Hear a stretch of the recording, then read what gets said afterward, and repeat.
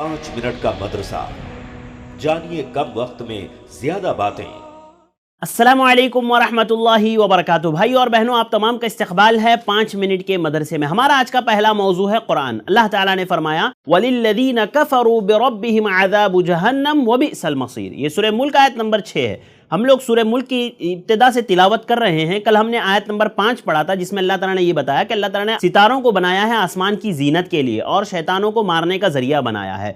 वलक़द ज़य्यन्ना अस्समाअ दुनिया बिमसाबीह वजअलनाहा रुजूमन लिशयातीन वअअतदना लहुम अज़ाबस सईर।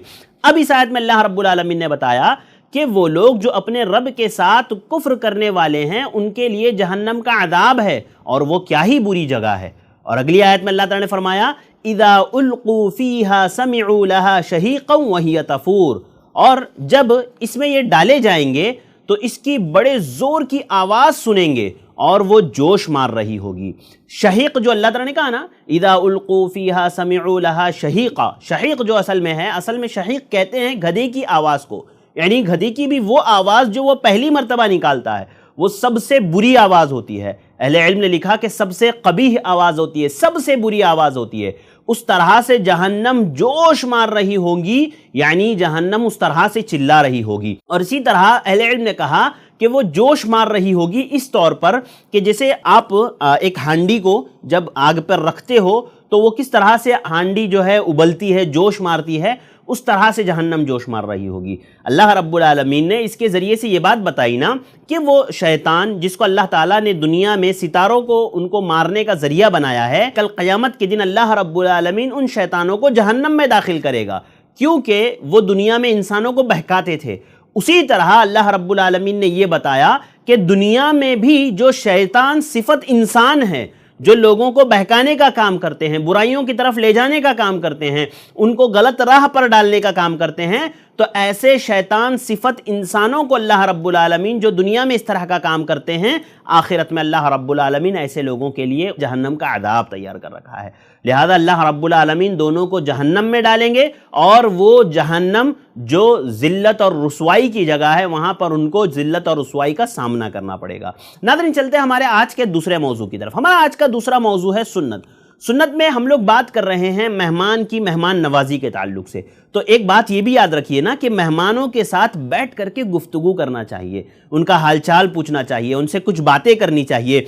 आपको पता है सही बुखारी में इमाम बुखारी रहमहुल्लाह ने एक बाब बांधा है, बाब उस्समरी मअद्दैफ़ि वल अहल, कि रात में मेहमान के साथ बैठ करके गुफ्तगू करने के ताल्लुक से इमाम बुखारी रहमहुल्लाह ने एक बाब बांधा है। और उसमें हज़रत अबू बकर सिद्दीक़ रज़ियल्लाहु तआला अन्हु की एक रिवायत नकल की है इमाम बुखारी ने कि हज़रत अबू बकर सिद्दीक़ रज़ियल्लाहु तआला अन्हु रात में अल्लाह के नबी सल्लल्लाहु अलैहि वसल्लम के पास गए, अल्लाह के नबी सल्लल्लाहु अलैहि वसल्लम के पास बैठा, आपने अल्लाह के नबी सल्लल्लाहु अलैहि वसल्लम के पास कुछ वक्त गुजारा। फिर जब आप अपने घर आए तो रात में हज़रत अबू बकर सिद्दीक़ रज़ियल्लाहु तआला अन्हु अपने मेहमानों के साथ बैठ करके आप गुफ्तगू कर रहे थे, मेहमानों के साथ बात कर रहे थे, मेहमानों के साथ जो है रात में आपने गुफ्तगू की और खाना भी रात में मेहमानों के साथ आपने खाया।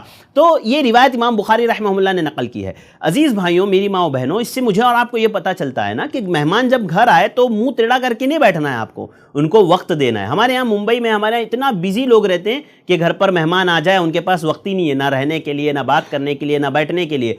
हालांकि लोगों को मेहमान बोझ लगते हैं, नाउज़ बिल्लाह। बिल्कुल ऐसा नहीं होना चाहिए। हमारे यहाँ ये होना चाहिए ना कि मेहमान आए तो आपको एक खुशी मिलनी चाहिए कि अल्लाह रब्बुल आलमीन ने अज्र हासिल करने का एक ज़रिया मुझे और आपको दिया है। और मेहमानों को वक्त दीजिए, उनके साथ बातें कीजिए, उनका हालचाल लीजिए। लिहाजा ये मेरी और आपकी जिम्मेदारी है। इसी तरह चलते हमारे आज के तीसरे मौजू की तरफ। हमारा आज का तीसरा मौजू है अक़ीदा।